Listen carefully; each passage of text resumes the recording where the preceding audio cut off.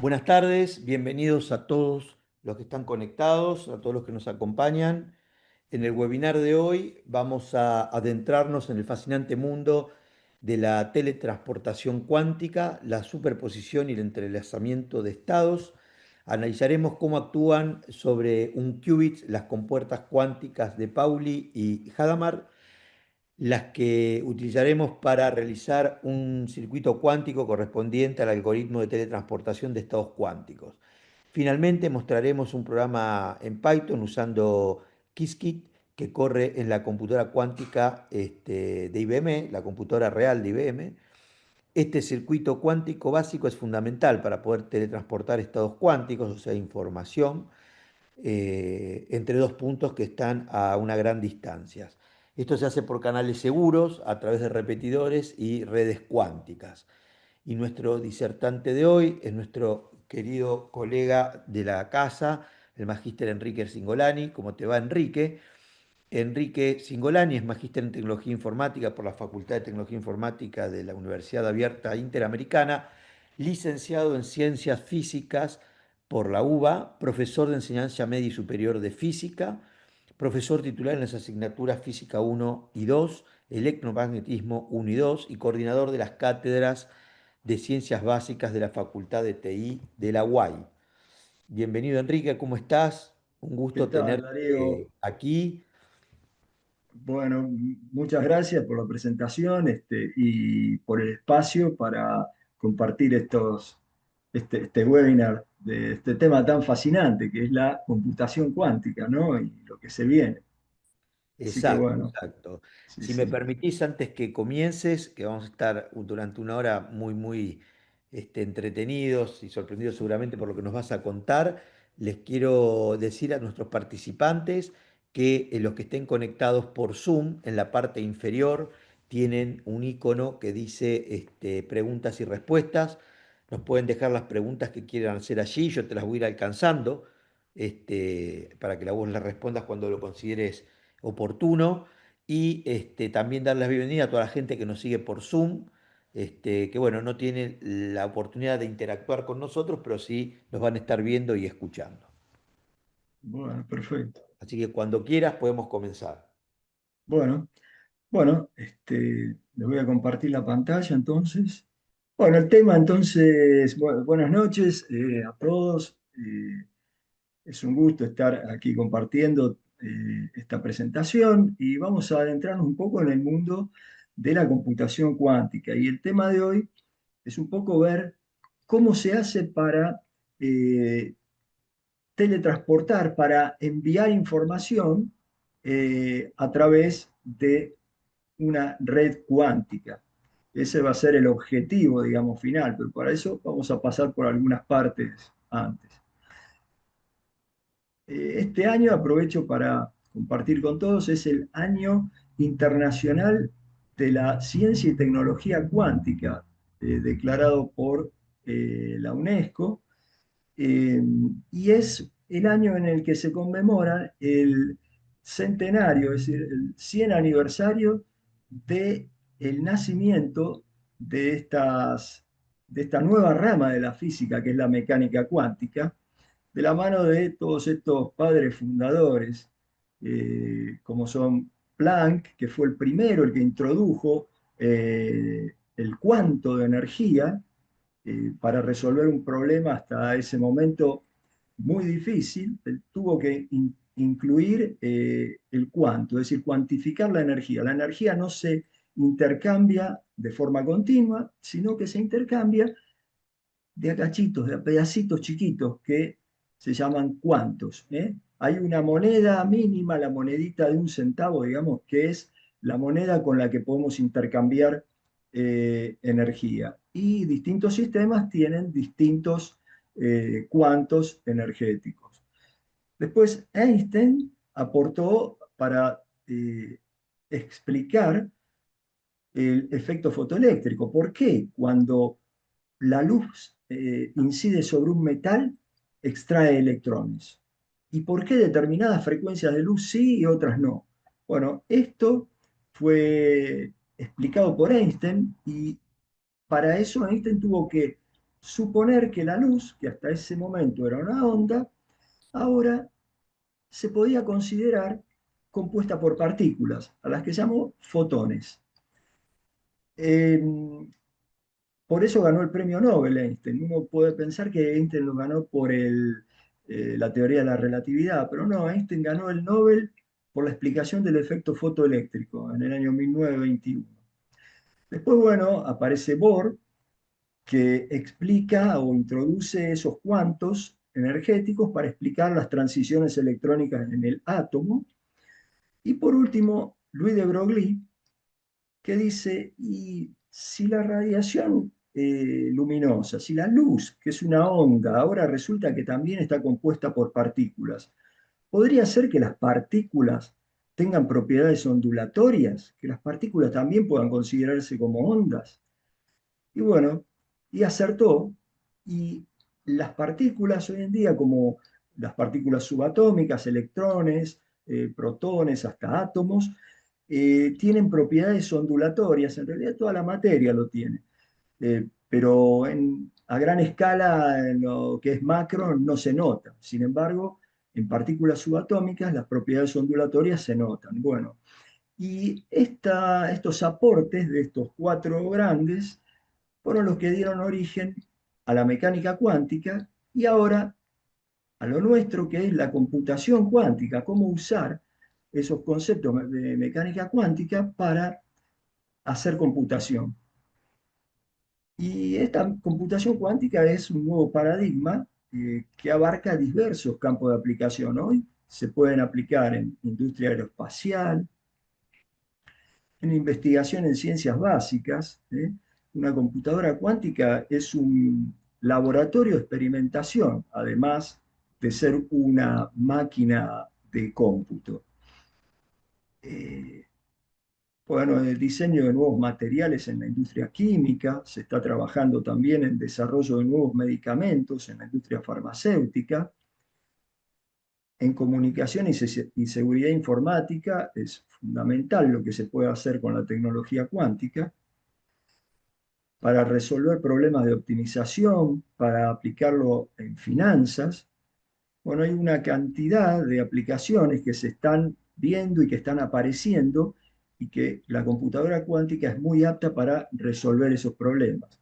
De hecho, acá tienen más de una docena de empresas que están fabricando procesadores cuánticos, están en la carrera de lograr eh, la supremacía cuántica, es decir, cuándo una computadora cuántica va a superar a una clásica.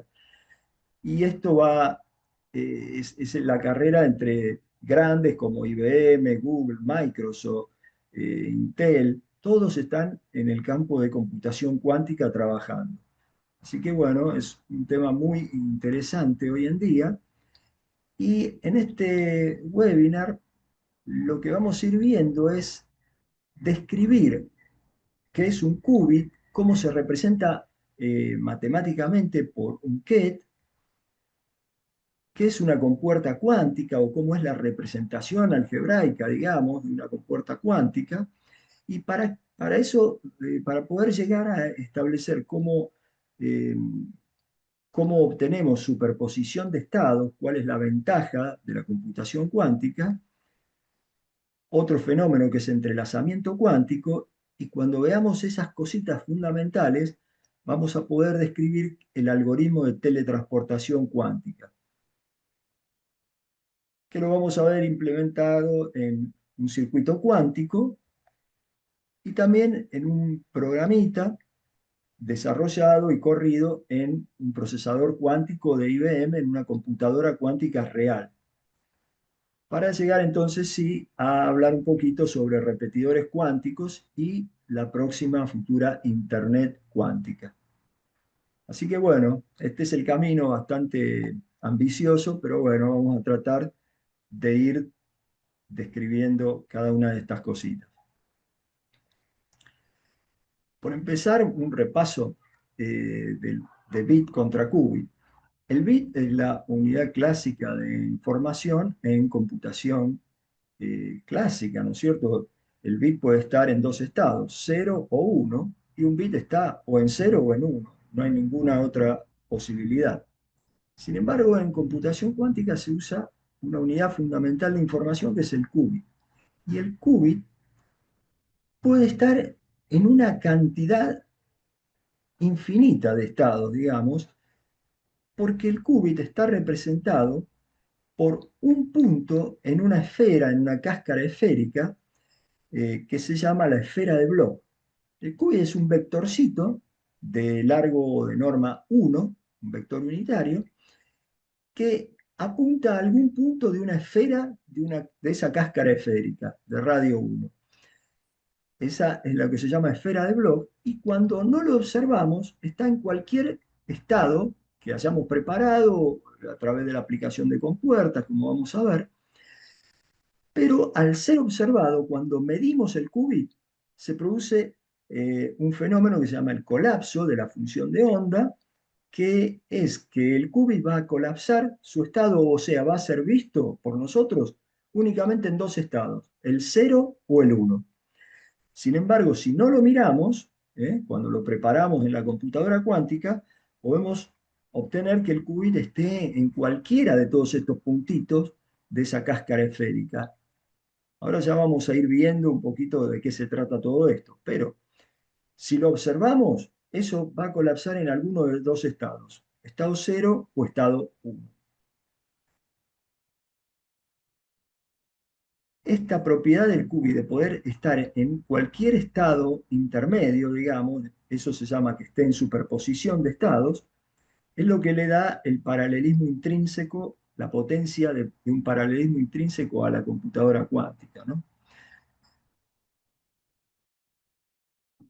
Así que bueno, ahora un poquito de álgebra, no se asusten, es algo muy rápido, lo vamos a ver por arriba para entender un poco cómo hacemos para trabajar con qubits en, matemáticamente. Y el qubit es un vectorcito, un vector que se llama ket, es un vector que tiene dos componentes matemáticamente, y lo podemos tener entonces en la base de representación de qubits es el ket 0, que se representa así, 1, 0, o el ket 1, el estado 1, que es el 0, 1.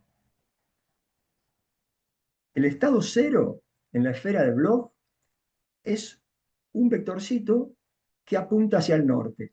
Ese es el ket 0, es el estado 0 del qubit. Y el estado 1 es un vector que apunta hacia el sur, hacia el polo sur. Esos son los dos estados fundamentales de la base de estados del qubit. Pero un qubit en general, como está en superposición, puede estar en un estado cualquiera, que es un estado, acá le puse AB, digamos, donde A y B son números complejos en realidad en la representación del qubit, eh, pero como se ve, se pueden descomponer en la base 0, 1, y entonces tenemos al qubit representado de esta forma, como un número A por el estado 0 más B por el estado 1. Acá se ve lo que hablaba yo de la superposición, es decir, ¿no? ¿En qué estado está? Y bueno, cuando no lo observamos está ahí, en ese estado. Un estado en donde el vectorcito apunta a algún punto de la esfera de Bloch. Ese vectorcito puede pensarse por ahí como un spin, el spin de alguna partícula subatómica. Pero cuando lo observamos, entonces el qubit colapsa al estado 0 o al 1. Con cierta probabilidad. Este coeficiente A, si lo tomamos en módulo y lo elevamos al cuadrado, es la probabilidad de obtener 0 al medir. Y B, en módulo al cuadrado, es la probabilidad de obtener un 1, un estado 1 al medir. Nosotros cuando tenemos el qubit ahí en un estado cualquiera, lo medimos, a ver cuánto mide, y ahí ya automáticamente va a pasar o a 0, ahí al norte o al sur, con cierta probabilidad, según a dónde esté apuntando ese vector, ese qubit en la esfera. La cuestión es que la probabilidad de que sea medido tanto en 0 como en 1, tiene que ser igual a 1. Al medir, vamos a medir en alguno de esos dos estados. Bueno, y esto es lo que tenemos que saber del qubit para poder seguir adelante con la aplicación de compuertas cuánticas ahora. ¿Qué es una compuerta cuántica? Y bueno, una compuerta cuántica es, haciendo la analogía con las compuertas clásicas, en clásica tenemos compuerta OR, AND, XOR, NAND. Bueno, una compuerta cuántica es una compuerta que también, así como las clásicas realizan operaciones sobre bits, las cuánticas van a realizar operaciones sobre qubits. La característica que tiene es que son compuertas reversibles. Fíjense que las compuertas clásicas no son reversibles. Nosotros podemos tener una compuerta AND de 3 entradas y tiene una única salida, pero conociendo la salida no podemos saber cuáles fueron las entradas, salvo en algún caso muy especial, en que la salida de una AND sea un 1. Sabemos que las entradas estuvieron todas en 1, pero si no, no sabemos. En cambio, en computación cuántica, las compuertas cuánticas son reversibles, tienen la misma cantidad de entradas que de salidas. Y están representados matemáticamente por matrices unitarias, es decir, matrices que producen la rotación de ese vector qubit en la esfera de Bloch. Y tiene ciertas propiedades. De esto no nos vamos a meter mucho en el álgebra, nada más lo presento como para darle una completitud a toda la presentación. Pero estas son las compuertas cuánticas. Entonces, algunas de las compuertas cuánticas más importantes que tenemos son compuertas como la compuerta identidad, que básicamente no hace nada, digamos, le aplicamos la identidad, entramos un qubit a una compuerta identidad y sale igualito a como entró. La compuerta NOT, que es una compuerta que da vuelta al qubit, es decir, si entró en 0 sale en 1, si entró en 1 sale en 0 y si no, intercambia los componentes. Otras compuertas como la I, que aplica una operación un poco más complicada, a donde intervienen fases, como se llaman las fases complejas, digamos, y la compuerta Z. Estas son compuertas que las presento porque las vamos a usar o van a usarse en el algoritmo de teletransportación cuántica. Por ejemplo, la compuerta X, la compuerta NOT, si se aplica a un qubit, fíjense, nada más concentrémonos en esto, no hagan caso a toda la parte algebraica, no hace falta, pero es producto de matriz por un vector nada más. Pero bueno, si nos concentramos en la parte que está amarilla, aplicamos no al qubit que está en estado 0, así, y va a terminar en estado 1. Aplicamos al qubit 1 y bueno, va a terminar en estado 0. Es una compuerta de negación muy parecida a una compuerta NOT común, nada más que actúa sobre un qubit en vez de sobre un bit. Pero la característica que tiene es que da vuelta las componentes de un qubit aun cuando esté en estado de superposición. Y aquí les presento el primer circuito cuántico, digamos. Esto es un screenshot del Quantum Composer de IBM, a donde uno puede realizar un circuito cuántico de manera gráfica. Y acá lo que hicimos es esto. Tomamos cada línea de esta es un qubit. Y a medida que va transcurriendo así la evolución del qubit, le podemos poner compuertas y hacerlo evolucionar de alguna manera. En este caso, la compuerta esta que está marcada acá es una compuerta NOT.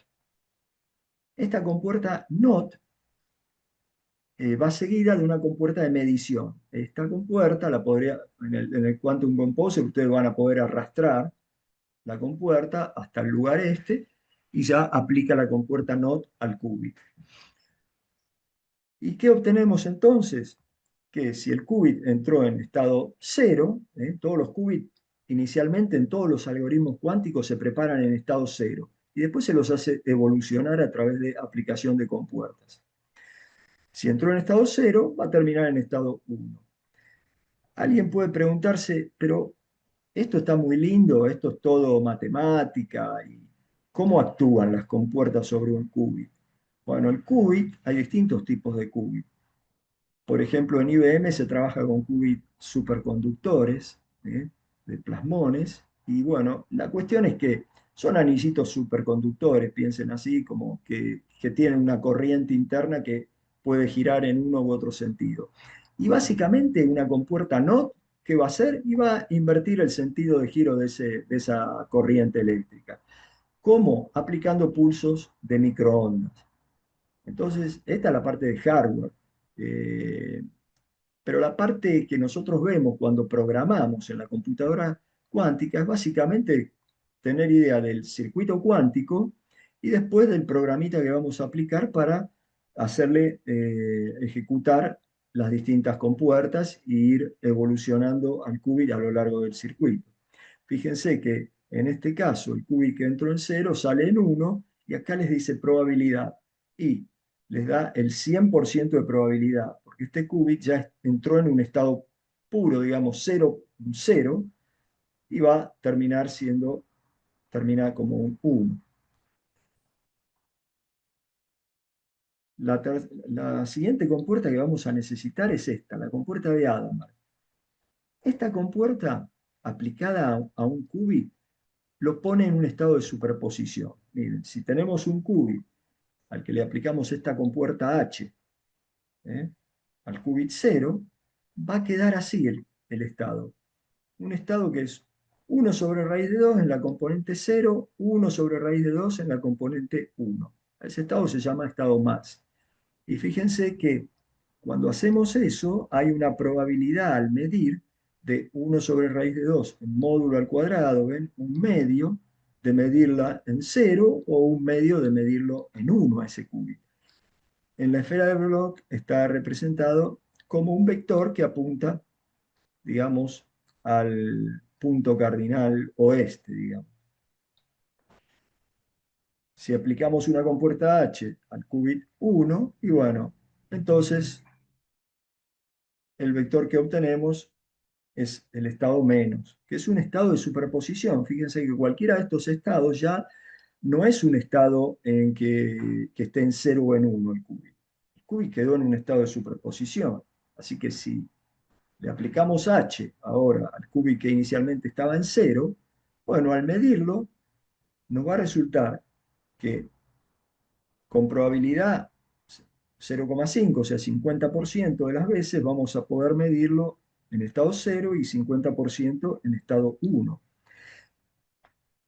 Es ya al que mira de entrada esto parece bastante complicado poder hacer computación y llegar a resultados concretos con cosas que son probabilísticas. Pero bueno, de a poco vamos a ir llegando. Aquí entonces, bueno, ahí está cómo se convierte un qubit al aplicar la compuerta H. Y por último, la última compuerta, ténganme paciencia que vamos a ver, es la compuerta no controlado, controlled no. Esta compuerta ya no actúa sobre un qubit, actúa sobre un sistema de dos qubits. Ven que es una compuerta que en vez de ser representada por una matriz de 2 por 2 es de 4 por 4. Bueno, esta es una compuerta que lo que va a hacer es producir entrelazamiento cuántico. Se usa en algoritmos de entrelazamiento cuántico. Y es una compuerta que actúa sobre un sistema de dos qubits, de modo que si el primer qubit está en estado cero, deja al segundo qubit como está. Y si el primer qubit está en estado 1, da vuelta al segundo qubit. Enseguida lo vemos. Y para lograr entrelazamiento cuántico, hay que preparar los qubits de esta manera. Al qubit primero, al primer qubit, el que va a controlar al segundo, lo ponemos en un estado de superposición. Y al segundo qubit lo ponemos en estado cero. No le hagan caso a la parte algebraica, pero lo que vamos a llegar es a esto. A que al aplicar una compuerta control en NOT a un estado de dos qubits, el primer qubit en estado de superposición y el segundo en estado cero, Fíjense, si este que está en superposición lo midiéramos en cero, no le hace nada al segundo, así que va a quedar el estado cero cero. Si este que está en superposición cayera en estado uno, da vuelta al otro, o sea que va a convertir al estado uno uno.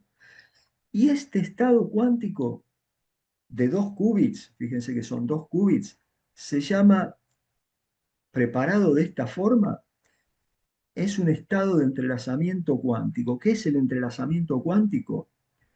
Si tenemos 2 qubits que están entrelazados cuánticamente y los separamos y mandamos uno a cada extremo de la galaxia, podemos asegurar que si medimos uno de los qubits, supónganse que acá está Ana y acá está Beto, se llevó cada uno, estaban acá, estaban juntos primero, y se llevaron cada uno su qubit de un par entrelazado a los extremos de la galaxia. Lo que podemos asegurar que si Ana mide este qubit y está en estado cero, Beto va a tener su qubit en estado cero. Y este es un efecto que de lo más sorprendente en cuántica, el entrelazamiento cuántico es un efecto que Einstein aborrecía, decía, son acciones fantasmales a distancia. ¿Cómo puede ser que esto pase instantáneamente? Va a velocidad mayor que la velocidad de la luz esta información de un lado para el otro. Bueno, a Einstein esto no le gustaba, él era muy realista. Pero resulta que aquí no se está violando en realidad la relatividad, porque supónganse que Ana, que está acá, le quiere mandar un mensaje a Beto y tienen un par de qubits entrelazados. Ella no puede mandarle un mensaje diciendo si es cero es que llueve y si es uno es que hay sol, aquí en este planeta donde estoy. Porque cuando ella tenga el par de qubits entrelazados acá, y mida, puede medir cualquier cosa, cero o uno. Lo único que puede asegurar es que si ella midió cero, Beto tiene el qubit en cero, y si ella midió uno, tiene el uno, pero ella no puede decirle cero si llueve, por ejemplo, porque no sabe en qué lo va a medir cuando mida. Y hasta que no mida, cualquiera de los dos podría medir primero y mandar al qubit del otro a un estado determinado, al mismo estado en este caso. ¿Entienden? Es una relación en donde no hay intercambio de información. Para intercambiar información vamos a tener que seguir un pasito más, ir al algoritmo de teletransportación de estados cuánticos. Por ahora tenemos varias cosas. Vimos superposición, vimos entrelazamiento. Así que ahora tenemos que juntar esto. Bueno, acá hay una muestra de cómo es el entrelazamiento cuántico, muy simple, entre dos qubits, fíjense, aplicamos H al primer qubit para tenerlo en estado más, y con este qubit controlamos, esto es controlled not, al segundo. Y cuando hacemos eso, al medir, vamos a tener el estado cero cero con probabilidad un medio o el estado uno uno con probabilidad un medio. Bueno, listo. Ahí está el estado que vamos a obtener y lo que tenemos hasta este momento. Entonces, para lograr mandar información desde un punto a otro de la galaxia, así como decíamos recién, lo que necesitamos es un algoritmo un poquito más complejo, no mucho más complejo, pero es lo que se llama el algoritmo de teletransportación cuántica. Y acá Ana tiene dos qubits. Tiene el qubit que tiene una información, acá este qubit, le metimos una información, le hicimos una rotación de pi sobre 4, qué sé yo, y le queremos mandar esa información a Beto, que tiene el qubit 2, este segundo qubit. Va, el tercero en realidad.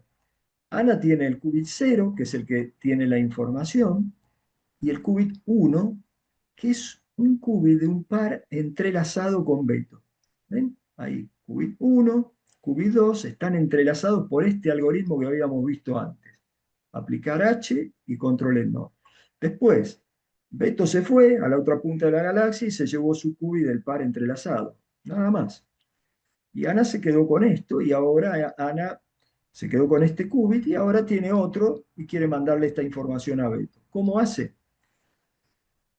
Tiene que aplicar esto, estas dos compuertas, que bueno, para explicar cómo funciona eso, hay que hacer un poco de álgebra, pero no se preocupen, son lo que se llama retroceso de fase. Estas dos compuertas, control en nota sí y H, se llaman retroceso de fase o intercambio de entrelazamiento, según cómo se la use. Medir sus qubits, el qubit que quiere mandarle a Beto, el estado de este qubit quiere mandarle a Beto, y el qubit de su par entrelazado, esto lo mide Ana, y va a poder obtener para cada uno estado 0 o 1 cuando mide. Así que esto, aquí tiene un canal clásico en donde va a medir el primer qubit en 0 o 1 y el segundo en 0 o 1. Por lo tanto, va a tener las posibilidades de tener los números 0, 1, 2 y 3. Según qué número obtiene y mide, le informa a Beto por este canal clásico esos dos bits le manda. Es decir, esa información es la información para que Beto pueda decodificar, aplicar alguna de estas compuertas, que son las compuertas que vimos antes, Z, X o Y, y en ese momento obtener el estado cuántico de este qubit en el qubit de él. Parece magia, pero este circuito cuántico tan simple, con unas pocas compuertas, funciona así. Transporta el estado cuántico del qubit a distancias que pueden ser lo que querramos, de una punta a la otra de la galaxia, pero siempre el tiempo que va a tardar en realizarse este teletransporte, si bien al leer este qubit, esto va a ser instantáneo, el colapso del qubit de Beto también. El tema es que le tiene que mandar una información para decirle con qué compuerta tiene que decodificar para leer el estado cuántico. Y esa información viaja a la velocidad de la luz como muy rápido. Por eso no se viola en el teletransporte el- la teoría o la ley de relatividad, en donde se estipula que la velocidad de la luz es un límite. Así que ahí está la clave de todo. Algebraicamente, bueno, se pueden hacer todos los cálculos, que los vamos a pasar de largo porque no da para este webinar, pero básicamente es eso. Pasa por todos estos estados, es todo álgebra, es aplicar compuertas. Beto aplica la compuerta que corresponde según lo que le informó que midió Ana y recupera el estado cuántico del qubit de Ana. Este proceso, fíjense que lo que quiero detallar, y ya seguimos, es que es muy interesante que Ana tiene que destruir el estado cuántico de su qubit, del qubit que tiene la información. Fíjense que al leer lo destruye este estado. Si este estado tenía una información determinada puesta por esta compuerta Rx, lo destruye porque ahora va a leer 0 o 1. Y ese estado pasa a Beto después de aplicar todo este algoritmo. Pero un qubit no se puede clonar, no se puede duplicar el estado cuántico de un qubit. Y esto vamos a ver que es una fortaleza enorme en las redes, en las redes cuánticas, ¿no? Para intercambiar información. Porque nadie puede duplicar uno de los qubits que están ahí viajando por la red sin que el receptor se dé cuenta. Bueno, ahí está implementado cómo se implementa en un circuito cuántico esto. Enrique, ese Sí, menos pi que estaba en el receptor es un menos pi. sí, menos pi. Bueno, ¿por qué? Porque ahora este qubit inicialmente está en estado cero, ¿no? se hace una rotación de pi sobre 4 para ponerlo en un estado, digamos, entre comillas, más interesante, ¿no es cierto? Y después se hace todo el teletransporte de esta forma y cuando llega aquí a Beto, Beto le aplica al qubit una compuerta de rotación contraria de menos pi sobre 4 para obtener después un cero. Se entró en cero, se lo rota, se lo Lo vuelve a desrota, si rotar. llamémosle, y Claro. para obtener un cero. Si mide un cero, es que está ok. Y fíjense que esto es lo que aparece acá. El qubit 2, que es el que va a medir Beto, tiene que estar siempre en cero. Miren, el qubit de más peso está siempre en cero. Eso quiere decir que la teletransportación se efectúa bien. Los otros dos qubits son los que mide Ana. Puede medir 0,0, 0,1, 1,0 o 1,1. Pero Beto siempre mide cero. Y eso quiere decir que se hizo correctamente el teletransporte del estado cuántico. Es más largo la explicación, como vimos, tiene mucha álgebra y demás, pero no me alcanza el tiempo para profundizar más, pero más o menos esta es la idea, lo que quiero mostrar es eh, que hay una forma de teletransportar, por eso se llama teletransporte, porque estamos pasando el estado cuántico de un qubit que tiene Ana en cualquier lugar, digamos lejos, y lo pasamos a Beto a partir de realizar este circuito cuántico. ¿Está bien? Y discúlpame, una pregunta te la hago Sí, desde un lugar de curioso, si querés. sí, Ese entrelazamiento que vos nos acabás de contar, en términos físicos, porque después una vez que entrelazaste te los puedes llevar, como decías, a los extremos de la galaxia. sí. eh, ¿Cómo se produce? ¿Cuál es la mecánica de entrelazamiento para que esos dos qubits físicamente queden entrelazados y vos los puedas transportar a una distancia muy grande? Bueno, por ejemplo, lo que se usa para producir qubits entrelazados hoy son fotones, haces de luz, ¿no? Entonces, hay dispositivos que lo que hacen es partir un haz de luz en dos, de la mitad de frecuencia cada uno, por la energía, no es un tema energético, pero la cuestión es que esos dos haces de luz, con ese dispositivo especial, producen fotones entrelazados. Y eso es lo que a Einstein no le gustaba, no lo podía entender, cómo podía ser que ahora, porque en algún momento estuvieron en contacto y producidos de una forma especial, al separarlo quedan en ese estado que parece como que es mágico, es fantasmal, como decía Einstein, en donde si tocas a uno, el otro, tocamos a uno de los qubits, medimos, miramos, y el otro inmediatamente colapsa a un estado que está correlacionado completamente con la medición que hiciste en el primer qubit, aún a grandes distancias.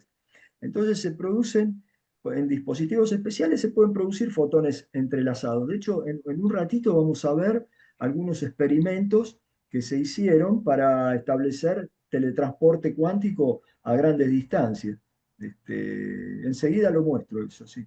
Sí, Aprovecho que ya que estamos, o estás respondiendo, llegó una sí. pregunta de Santiago que dice que si el qubit cero siempre es cero, el de mayor peso es cero, que garantiza la teletransportación exitosa, dice, entonces la teletransportación podría fallar. Y en caso de fallar, ¿cómo? Pregunta. La teletransportación. Bueno, a ver si entendí. El qubit original está en cero, se lo rota, aquí saca la rotación, hace la compuerta inversa y lee, y tendría que leer cero si es exitosa. Claro, se va Podría manteniendo en fallar. cero. ¿Cómo puede Claro. fallar? Bueno, porque los qubits, lamentablemente, hay muchas cosas a favor y otras en contra, después lo iba a explicar más adelante, pero aprovecho ahora. Los qubits pueden perder su coherencia. Coherencia, ¿qué quiere decir? El estado cuántico. Son muy susceptibles de radiación electromagnética, temperatura, campos magnéticos, cualquiera de esas cosas podrían hacer que el qubit que está en un estado determinado apuntando con el vectorcito para acá, pum, se mueva un poco y rote o pase a otro estado, pierda lo que se llama coherencia. Y si el qubit pierde coherencia, tenemos problemas de teletransporte. Y eso es lo que se está trabajando muchísimo en computación cuántica para obtener sistemas que se llaman tolerantes a las fallas, ¿no? Que estén permanentemente tratando de producir la menor cantidad de errores posible. Enseguida vamos a ver una calibración de un procesador cuántico de IBM y cómo se muestra. O sea, a pesar de que todo esto ejecuta en un entorno totalmente controlado, tienen un nivel de inestabilidad importante, digamos. Sí, sí, y en el momento actual es importante el nivel de errores que tenemos. La cantidad de errores, ahora se usa lo que se llama supresión y mitigación de errores en las computadoras cuánticas, pero no es el nivel de error que hay es grande. Se puede decir que sí, que es importante, que todavía no se llegó a una computadora cuántica tolerante a las fallas, es decir, eh, enseguida, por ahí yo puedo mostrar después adelante algunas corridas en sistema de proceso de teletransporte en una computadora cuántica, en un procesador cuántico de IBM, lo hice en uno Eagle, en el procesador Eagle, que es un procesador de 127 qubits, y, y realmente sí hay un porcentaje. Yo en el experimento que hice tenía un 81% de éxito y el 19% de fallas, sí, por errores de coherencia. Y estos errores y fallos se miden como, supongo que no por ser cuántico, pero cumplo en preguntártelo, como medimos los errores en forma tradicional, como errores sobre acierto o en falsos positivos, ¿se miden así? Sí, se mide, sí, directamente lo puedes medir cuando vos haces esta medición, por ejemplo, del teletransporte, verificar que si está en cero este qubit 2. Y entonces, ¿cuántas veces de las 1000 veces que hicimos el experimento, el qubit 2 llegó en cero y cuántas veces no llegó en cero? Y eso daría la tasa de errores. Yo, por lo menos en el experimento que hice yo, creo que son 1000 o 4000 veces, lo corrí el mismo proceso y, y me dio un 81% de éxito y un 19% de errores. Sí. Ah. Y está trabajando en el mismo procesador cuántico, ¿no? Cuando hay que expandir y mandar cosas a grandes distancias, vamos a ver que hay que usar repetidores cuánticos para bajar la tasa de errores esa. Ahora, vos dijiste que son susceptibles a interferencia electromagnética. La Sí, distancia entonces es un factor, porque estamos hablando de esa tasa de error dentro de un computador cuántico, digamos. claro. Si encima vos estirás esa distancia, la probabilidad de error aumenta Sí, significativamente por tal la cual. interferencia. Sí, sí, tal cual, tal cual. Ahora les voy a mostrar un poquito algunas cosas, pero sí, con la distancia cada vez aumenta más la probabilidad de error. Un qubit, el estado de coherencia de un qubit se mide en milisegundos como mucho hoy. O sea, se pierde rápido, pero viajando a velocidad alta puede recorrer distancias grandes, pero hay que poner repetidores cada tanto, sí, y hay distintos experimentos que se hacen de distintas formas y con distintos tipos de qubits, y bueno, esa es la carrera actual para eliminar fallas. Esa es casi la carrera fundamental en computación cuántica hoy en día. Te transmito una pregunta más y después si querés Sí. seguir, pues si no te estamos robando el tiempo con preguntas. Nicolás pregunta si la optimización de las compuertas cuánticas mejorarían notablemente la tasa de error. Bueno, de hecho, todas estas son compuertas cuánticas. Se usan todas son compuertas cuánticas. Hay que mejorar el rendimiento no solo dentro de las compuertas cuánticas. Fíjense que yo les dije antes que las compuertas cuánticas básicamente son aplicar, según el tipo de qubit, pero por ejemplo en el qubit de superconductor, es aplicar este, radiación de microondas para hacer mover el, el estado cuántico de un qubit. Y eso te pasás un poquito de cómo aplicaste el pulso de microondas para un lado o para el otro, y en vez de girarlo, como decía ahí, 45 grados, lo giraste 47 o lo giraste 38 y Bueno, y ahí metiste un error. Las compuertas cuánticas también meten errores. Eh, y después de las compuertas cuánticas viene el estado de coherencia del qubit hasta que llega a la próxima compuerta o evoluciona o es leído. Así que hay muchos motivos de errores todavía dentro. Es fundamentalmente, es en lo que más se está trabajando en computación cuántica, es en bajar la tasa de errores en todos los algoritmos.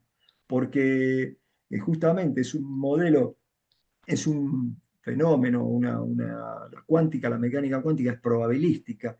Entonces, eso está por un lado, eso se pueden armar circuitos que, que venzan a la parte teórica, digamos, de la mecánica cuántica. Pero ya la parte práctica, que es el hardware y cómo van a viajar los qubits y eso, y no, ahí se está trabajando. Piensen que están diciendo que una computadora cuántica para hacer un algoritmo complejo como romper un algoritmo de encriptado RSA requiere por lo menos 1 millón de qubits. Y hoy en día las computadoras cuánticas con las que estamos trabajando, bueno, tienen procesadores de 156 qubits en IBM, no más que eso, se pueden poner varios procesadores, pero son sistemas de menos de 1000 qubits. Eh, Así que bueno, falta evolucionar mucho, por eso se busca la escalabilidad ahora también. O sea, hacerlo escalable. Hay muchos, fíjense que últimamente muchos salieron a decir que las computadoras son escalables. Hay dos empresas que ustedes lo habrán visto, Microsoft, que desarrolló el chip Majorana, que destaca la escalabilidad de ese chip. Por ahora es un chip de 8 qubits, pero bueno, destaca eso. Xanadu, que es otra empresa, pero que se especializa en computación cuántica con fotones, y ellos también dicen que es muy escalable el sistema que están desarrollando, pero bueno, esto está por verse, hay que ver cómo evoluciona en los próximos años todo esto, sí. Muy bien. Bueno, ¿seguimos? Sí, por ¿Te supuesto. parece? Bueno, bueno, entonces ahí tenemos el circuito cuántico. Y bueno, bueno, acá justo viene esto que es interesante. En una computadora cuántica, lo que las de IBM, por lo menos de donde yo hago las pruebas, se programan en Python, se usa un módulo que se llama Qiskit, y y en la computadora cuántica, el circuito original, como este que vemos acá, bueno, hay que hacer algo que se llama traspilarlo. Fíjense que el qubit 0, 1 y 2 ahora los va a pasar según la arquitectura interna del chip. Acá tenemos un chip Eagle que tiene 127 qubits. El traspilado, lo que se llama traspilado, eligió trabajar con estos tres qubits, el 42, 43 y 44. Fíjense acá a la izquierda. El qubit 2 lo asignó al 42, el 1 al 43, el 0 al 44. Y entonces va a trabajar el algoritmo con estos tres qubits. ¿Por qué? Porque estos tres qubits están conectados, que necesitaba interconexión entre los qubits. No cualquier qubit está conectado con otro. Fíjense, por ejemplo, el 22 no está conectado con el 59 directamente o cosas así. Hay que buscar que estén conectados, que haya estas interconexiones que también que son, bueno, que son importantes para que el funcionamiento del algoritmo y además que tengan el menor error posible. Estos procesadores se recalibran permanentemente. Este fue recalibrado hace, no sé, 1 hora, decía ahí, o algo así. Este, y los colores en los que están pintados los qubits denotan la tasa de error que tiene cada qubit. Hay qubits que tienen más errores, los que están más blanquitos, y menos errores, los que están más para el lado del azul. Así que bueno, el sistema va a elegirnos para determinar cómo nos conviene trabajar según la cantidad de qubits que tenga nuestro algoritmo. Por supuesto, si nosotros tenemos un algoritmo que tiene 100 qubits, bueno, va a tener que empezar a agarrar y hacer un montón de operaciones, porque si hay qubits que están interconectados, tiene que primero intercambiar los números, ver cuáles usa, digamos, un proceso que se llama justamente traspilado del algoritmo básico que nosotros armamos, digamos, en el programa. Ahora, esto de la teletransportación es algo serio, digamos, ya desde el año 2012, acá vemos los primeros, no los primeros, experimentos interesantes de teletransportación, donde se lograron distancias de 143 kilómetros en teletransportar un qubit. En el 2017 se usó un sistema de teletransportar un qubit de la Tierra a un satélite. Y eso lograron distancias de 1.400 kilómetros. Y últimamente, China, ahora en marzo del 2025, hace un par de meses, hizo un experimento fascinante, que es el teletransporte entre un punto entre China y Sudáfrica a través de un mini satélite, llegando a un récord de teletransporte de 12.900 kilómetros. O sea, ya esto existe, no es algo que va a venir mañana, o sea, se va a desarrollar cada vez más, pero ya estamos en las carreras de estos teletransportes. Y bueno, y esto abre entonces ya el panorama este abre la posibilidad de una red cuántica, de la Internet cuántica.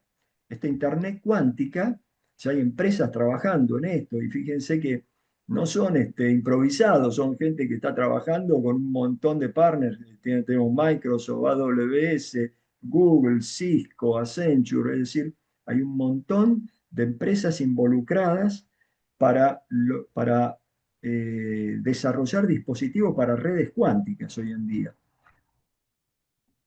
¿Y qué beneficios y ventajas y contras tiene una y otro sistema de redes? Bueno, y acá viene la parte interesante, diría yo.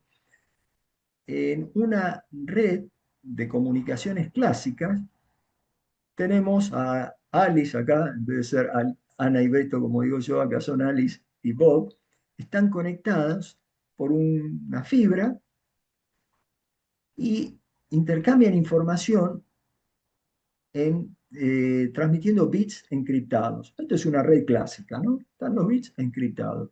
Pero ¿qué pasa? Eva, que es una espía que está mirando ahí, se copia los bits que están pasando. Se los puede copiar tranquilamente, guardárselos, y si no puede hoy, tal vez después, con una supercomputadora, con inteligencia artificial, con una computadora cuántica, desencriptar esto y craquear, o sea, lograr saber qué se están diciendo Alice y Bob. ¿Qué pasa en el mundo cuántico? En el mundo cuántico comparten la misma fibra, pero Alice y Bob tienen además pares de qubits entrelazados para hacer la transmisión. Si un espía intenta leer estos qubits que están compartiendo Alice y Bob, lo que va a pasar es que un qubit para leerlo lo tiene que hacer colapsar. Y si lo colapsa, lo destruye.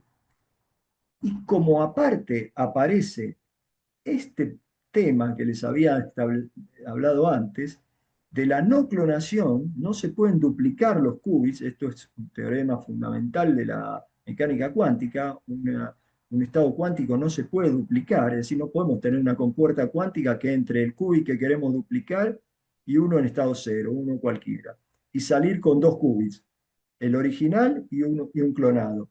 No, esto no se puede hacer, se puede demostrar que esto no existe.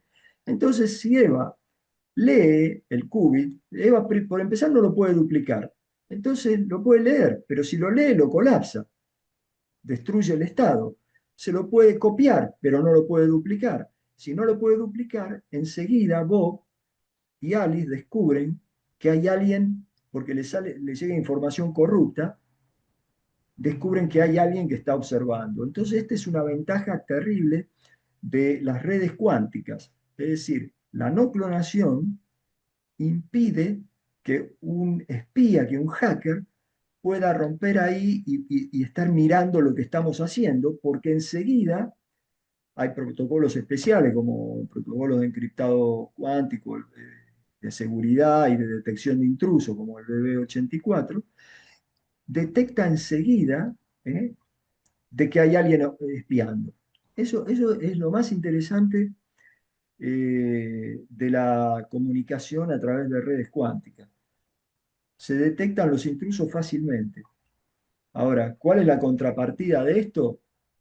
Y lo que decíamos recién, que los qubits no pueden viajar grandes distancias. Hay que estar poniendo repetidores cuánticos, o sea, algoritmos cuánticos que están funcionando entre medio para cortar las distancias que va a recorrer el qubit. Entonces, esto, bueno, complica un poquito las cosas. Aquí lo que necesitamos, este repetidor cuántico, este es un circuito, bueno, no sé si la idea es, aquí reconocen esto, H controlled not, un par de qubits entrelazados. Esto lo mismo, H controlled not, otro par de qubits entrelazados. Esos son, esta es Ana, por ejemplo, este es Beto, y el repetidor cuántico que tiene produce estos dos pares, les manda un para Ana y un para Beto.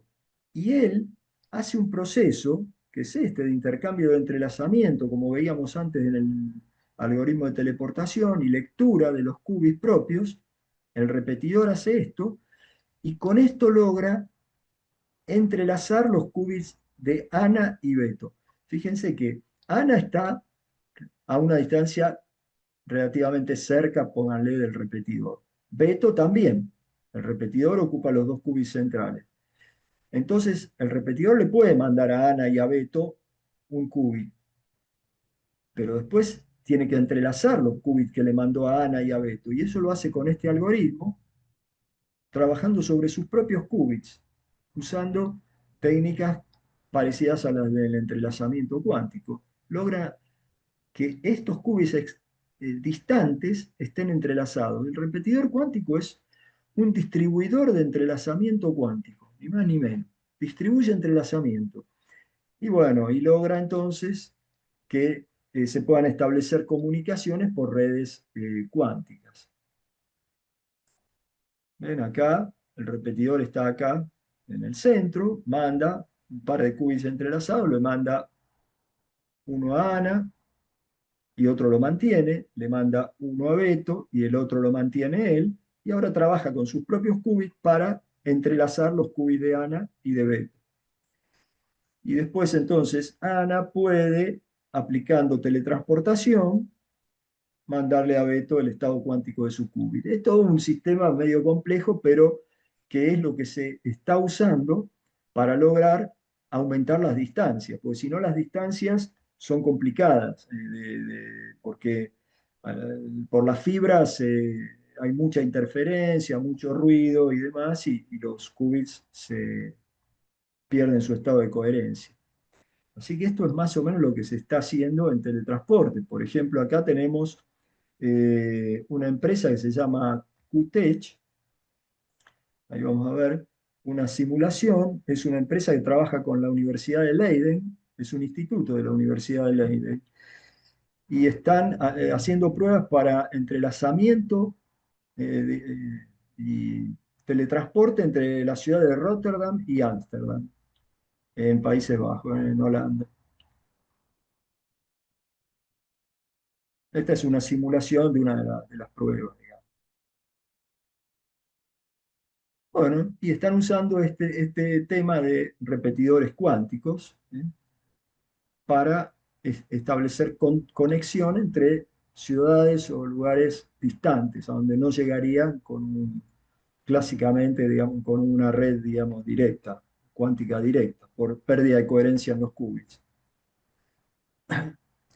Bueno, acá hay un experimento que hice con ya esto lo paso más o menos rápido porque es un experimento que hice poniendo tres estaciones repetidoras, es el que les decía antes, que es el experimento haciendo con tres estaciones repetidoras,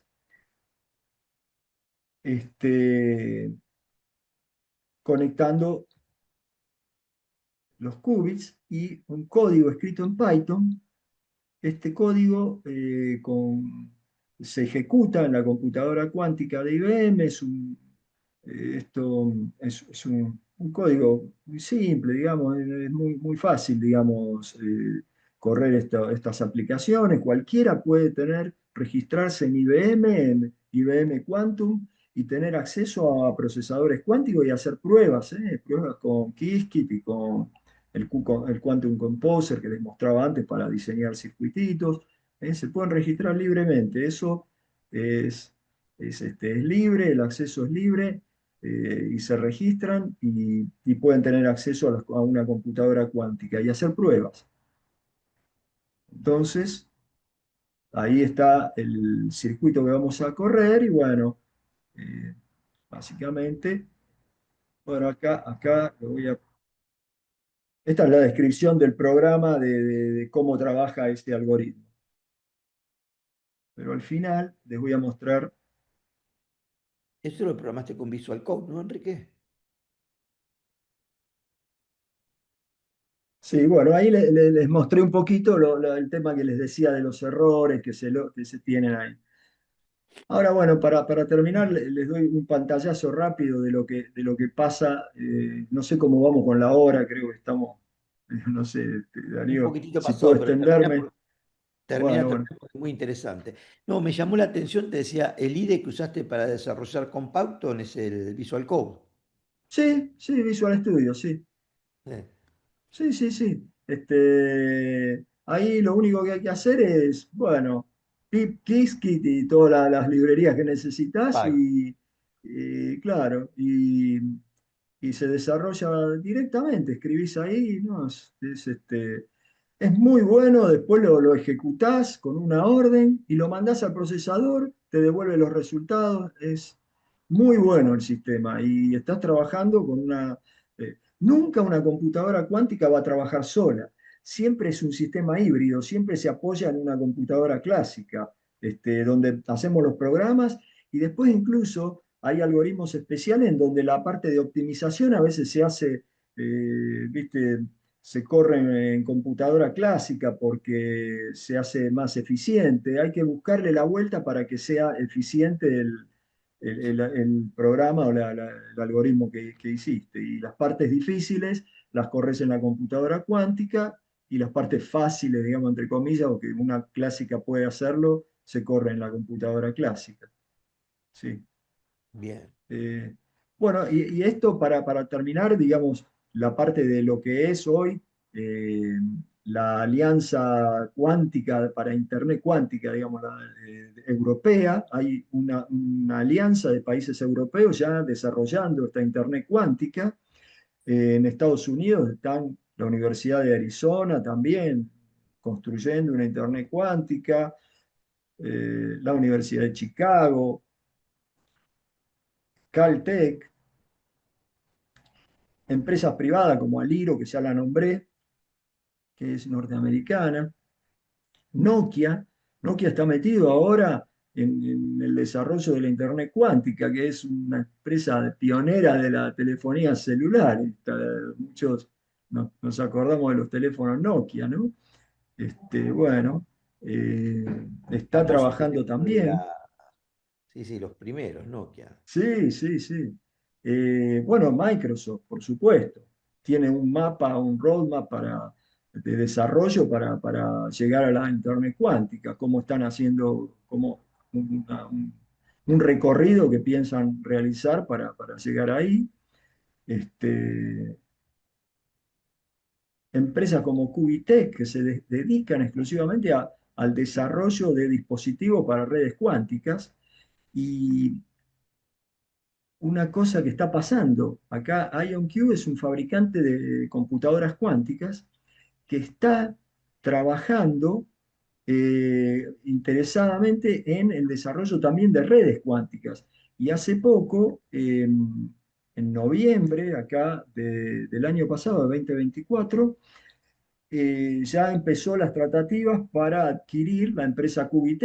O sea, miren cómo se está moviendo el mundo de la Internet cuántica antes de que siquiera aparezca algo por ahí para darnos idea de que ya está viva. Bueno, por eso, como les digo siempre, ahí no dejemos pasar la ola, Eh, subámonos a la ola de la Internet cuántica y de la computación cuántica. Muy Bueno, y con bien. esto cierro, les agradezco a todos, les dejo ahí mi dirección de mail por si quieren escribirme y unos cuantos enlaces a videos, a lugares que pueden tener información interesante y más detallada. Acá tuve que resumir mucho todo en una hora, pero bueno, es la idea del webinar, dar el puntapié inicial, digamos, para que después se siga Abrir investigando y puertas. cada uno siga de acuerdo a sus intereses, ¿no? Exacto, sí, sí, abrir puertas, sin duda. ¿Sabés que te quiero trasladar una última pregunta que nos dejó Juan? Que Sí. él dice, bueno, sea en un futuro con el Internet cuántica se podría enviar información sin ningún tipo de latencia de un lugar a otro.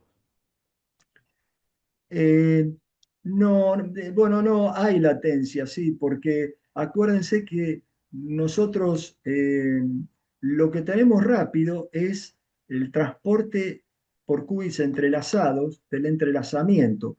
Pero acuérdense que había un tema de que para, para decodificar ese qubit entrelazado había que mandar los bits que leíamos en el sistema, los bits clásicos que leíamos. Entonces, esos bits clásicos viajan como máximo a la velocidad de la luz. O sea, la velocidad no va a superar la velocidad de la luz, la velocidad actual de Internet, pero lo que se agrega es una capa importante de seguridad y aparte hay otros temas de los que acá no hablamos, pero por ejemplo, el tema de codificación densa, o sea que nosotros podemos compactar mucho más la información que transmitimos si usamos qubits que si usamos bits. Permite mayor compresión de información.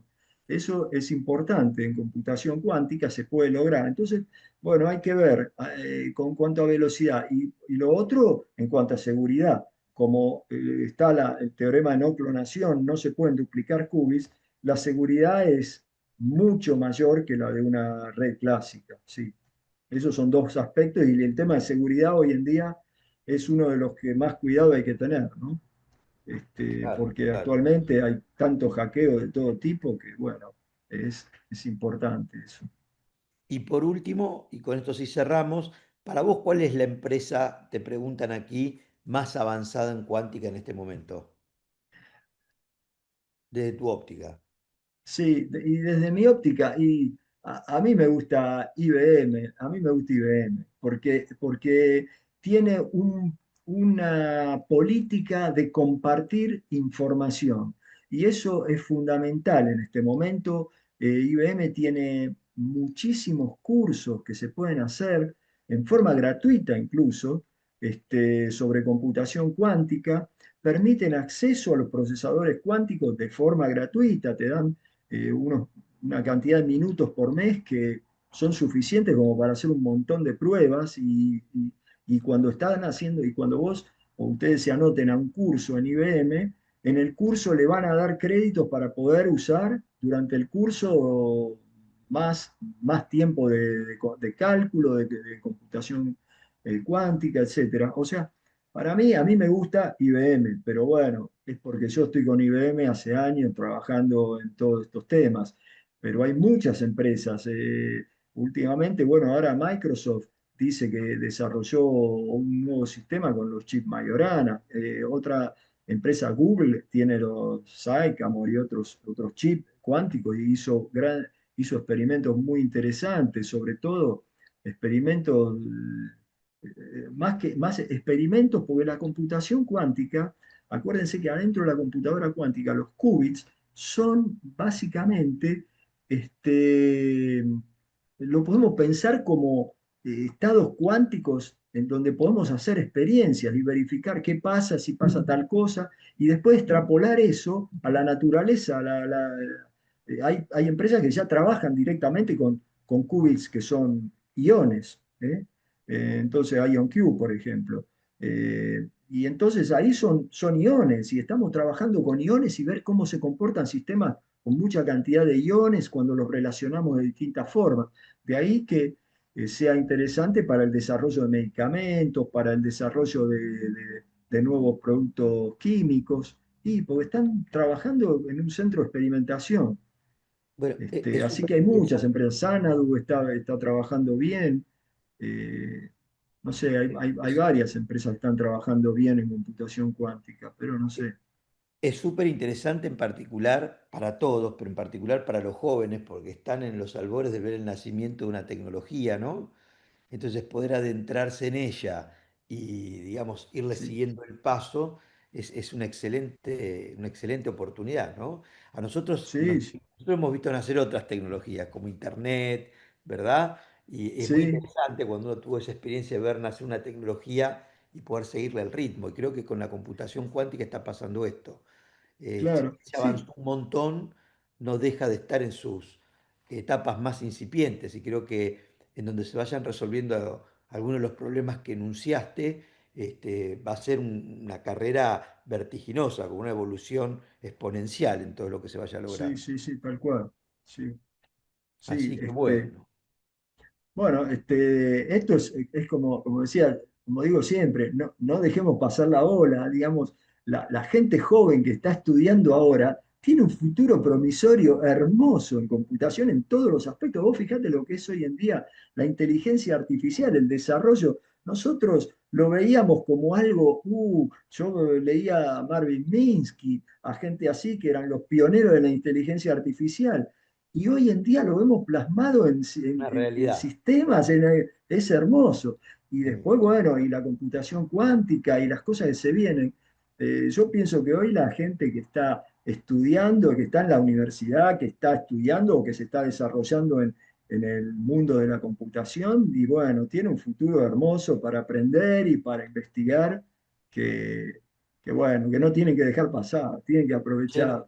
lleno de oportunidades, seguramente. Sí, sí, sí, sí. Bueno, vamos a liberar a toda esta gente que se ha quedado, mira, no se bajó nadie, o sea que el tema es de un Bueno, impacto extraordinario. Y bueno, Enrique, como siempre, es un placer tenerte en este espacio, escucharte. Aprendemos un montón de lo que vos nos contás, así que sabés que cuando quieras está disponible este lugar para que nos puedas seguir instruyendo, contando novedades y todo lo que vos vas investigando desde tu cátedra y tu laboratorio, porque realmente creo que nos hace bien y nos abre un panorama que lo has explicado con una sencillez meridiana, algo que sabemos que es terriblemente complejo. Es muy difícil sí, poder explicar fácil esto. sí, sí, bueno, por eso les dejo mi mail, los que quieran escribirme, y para mí es un gusto haber tenido este espacio para difundir un poco algo de lo que uno es tan entusiasta, digamos. Yo estoy muy metido en esto y me parece que tiene un futuro muy promisorio, sí. Creo que en cualquier momento se viene el equipo de alumnos de computación cuántica, tenemos que armar en el Y laboratorio, sí, sí, ¿no? y Un cómo núcleo no. de investigación sería espectacular, sería espectacular. Podríamos abrir alguna materia sobre computación Sí, cuántica, claro. algo optativo, aunque sea. Sí, sí, Sí, sí, sí. cómo no. Inclusive empezar con un grupo de investigación, ¿no? De que vayan haciendo Sí, escuela para en algún momento ya explotarlo cuando esto madure. sí, Mm. sí, sí, Bueno, tienen tu contacto, los interesados te pueden contactar y después si vos ves que hay un grupo de interés, me avisás y le damos forma sí, sí, institucional. sí, cómo no. Sí, sí, está ahí mi dirección. Yo si quieren se las dejo de nuevo en el chat acá. Así queda para. Ahí salió. Ahí lo estoy Ahí viendo. salió. Sí. Bueno, ahí tienen, si el que me quiera contactar, con todo gusto. Sí, armar un grupo sería interesante. Sí, Mm. sí. Bueno, ahora sí vamos a cerrar entonces. Bueno, muchas Bueno, bueno. gracias de nuevo, No, Enrique. gracias a vos. Agradecemos también a la facultad que nos da este espacio, a la Sí, gente de técnica, Javier Garay, Pablo Navarro, que nos acompañan siempre y permiten la puesta al aire del webinar, y por supuesto a todos los que han participado, alumnos, docentes, gente que nos sigue, inclusive por fuera de la comunidad Guay. Así que bueno, un placer haberlos tenido nuevamente en el espacio nuestro de webinars y bueno, nos veremos en el próximo webinar.